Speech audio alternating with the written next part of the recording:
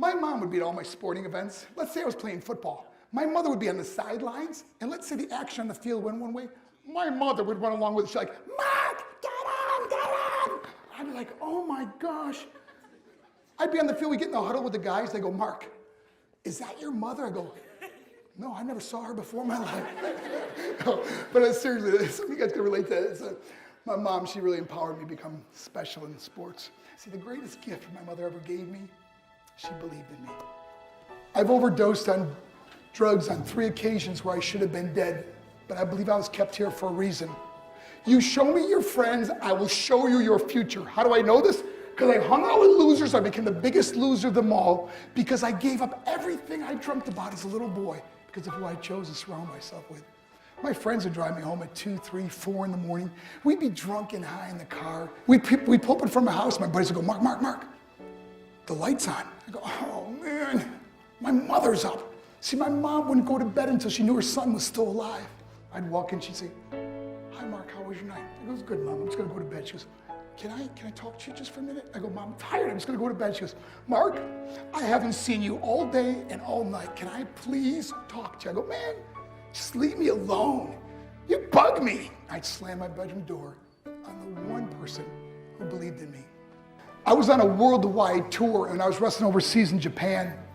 After my wrestling match, I went upstairs to my hotel and I fell asleep.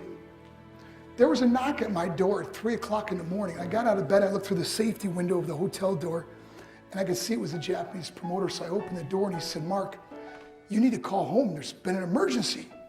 So I got on a hotel room phone, I called back to the United States and said, hey, what's going on? He said, Mark, I don't know how to tell you this. I go, just tell me what happened. All of a sudden they started crying. They go, Mark, I can't tell you. Just say it. I said, Mark, your mother died. I just threw the phone down. I ran out of my hotel room. I took the elevator to the lobby. When the doors opened up, I just ran out into the street. And I remember looking up and just saying, Mom, I am so sorry. I flew home for her funeral and I was so nervous to walk up to her casket. So I just stood way in the back. I remember just kept thinking to myself, I'm like, Mom, please wake up. Please get up. And then I finally got the nerve to walk up to her, and she was so beautiful. She was dressed in white. I mean, she looked like an angel. I said, Mom, you are my hero. Everything I am, everything I hope to be was because of you. You loved me so much. You gave me a life.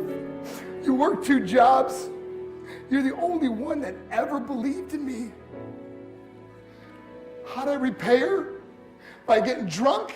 By getting high? By getting stupid? By hanging out with losers? For what? All she ever wanted to do was talk to me. If you have a mother or a father, tell them how much you love them. See, my whole life was about being rich and famous. That's all I cared about. I had to win the race. I had to win the race at the expense of my marriage, my family, my friends. For what? To be all alone in this world? That's not how it's intended to be. Life is not about winning the race. Life is about finishing the race, and how many people we can all help finish this race. How we can start being kinder to each other. How we can help the students that are going through adversity right now. How we could stop with the name calling and hurting other people.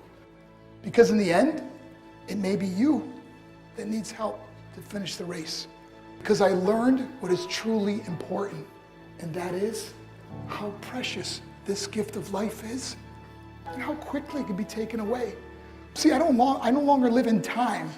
I live in moments. I'm not worried about tomorrow. See, it's not what's in your pocket that matters. It's what's in your heart that truly matters. Love is just a word until somebody comes along and gives it meaning. You are the meaning.